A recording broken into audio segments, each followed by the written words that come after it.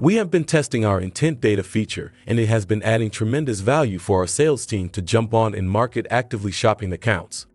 In this video, you can watch a step-by-step explanation how we set up our intent data campaign with keywords and competitor as buying signals. We offer two distinct options. Pre-built template option.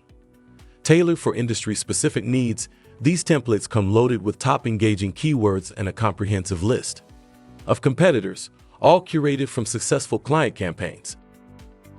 Second option is custom campaign. For a more hands-on approach, we guide you through creating a bespoke campaign. We'll cover naming your campaign and adding a description, setting the number of crawlers with 1 as the default. Now you can add your keywords. You can get these keywords from tools like SEMrush and add the list of your competitors as an additional intent signal.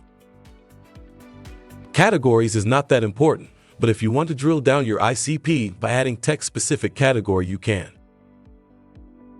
Add your ICP qualifiers here: state, country, industries, revenue range, employee size, industries to exclude, and your internal client domains or suppression account list. Last step is to add the notification rules daily, weekly, and so on. Once the campaigns is set up, the crawler will get to work, and you will start getting notifications on your email, Slack, or CRM. Once the campaigns is set up, the crawler will get to work, and you will start getting notifications on your email, Slack, or CRM.